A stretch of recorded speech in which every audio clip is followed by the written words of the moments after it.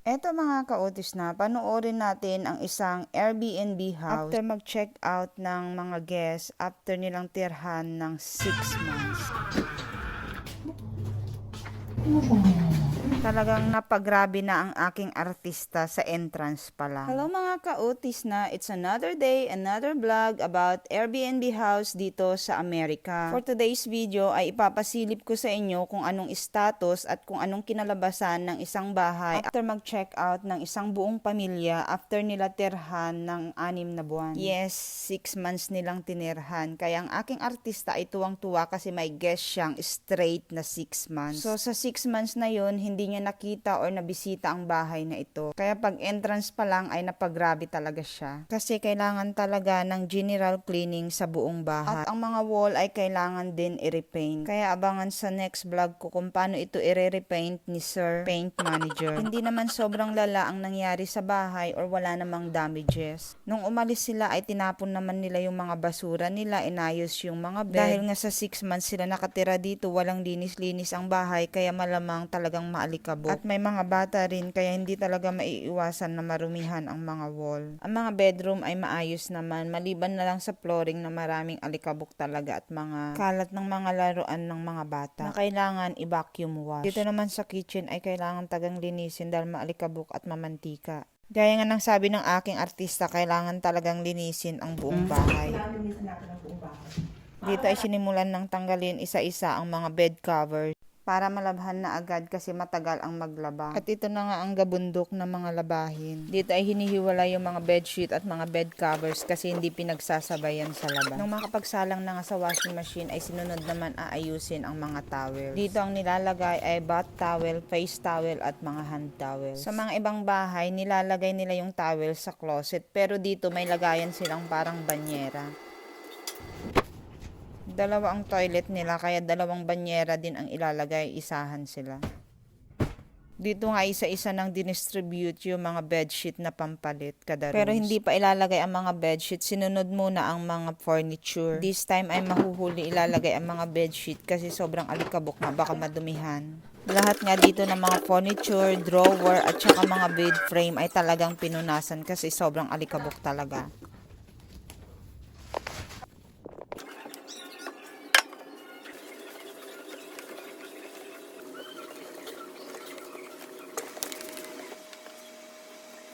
Pagkatapos ng mga furniture ay isa-isa namang tinanggal yung mga shampoo at lahat ng basura. Yung mga shampoo sobra nila ay tinatapon na rin. Pagkatapos magtapon ng basura ay sinunod ng palitan yung mga garbage bag.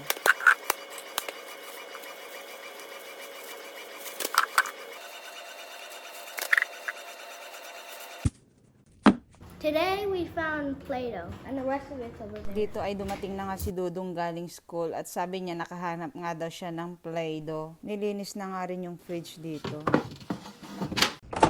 Ako nininervyos dahil kaya wala akong pakialam sa ganyan. Concentrate lang ako dahil. Kahit makuha ko yung magandang picture. Sabi nga ng aking artista, wala nga daw siyang pakialam sa camera dahil sobrang busy niya. Natanggal na yung kilay ko dahil. Wala na. Ano? Na-erase yung kabila. Nalagyan nga ng maanghang yung mata ng aking artista. Tapos sabi niya nung pinupunas niya ay baka nabura na daw yung kilay niya. Tapos na siyang maglinis ng microwave kaya naghugas na rin siya ng mga plato. Tapos siya maglinis ng island table ay isa-isa niya na rin nilagay yung mga upuan.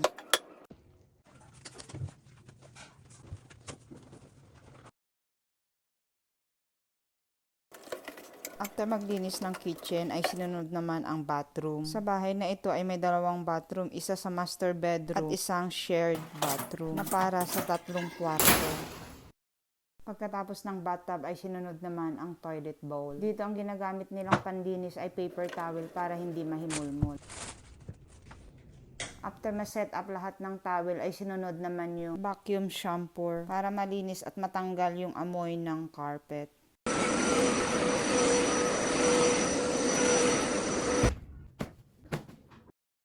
Pagkatapos mag-vacuum, dito na inisa-isa na iset up ang mga beddings. Dito ay may 4 na bedroom. Yung 2 bedroom ay queen size ang bed, tapos yung 2 naman ay full size. Bali, 2 araw pala itong sinet up at inayos, kasama na yung painting ng wall. Talagang dinali-dali nila to ayusin kasi may nag-aantay pang 2 bahay na lilinisin nila. At yung isa doon ay long term ulit for 3 months. At yung pinakahuling gagawin ay mag-mop. Sinabon talaga yung floor kasi nga marumi. At ito na nga ang final look ng susunod na mag-check-in for 5 days.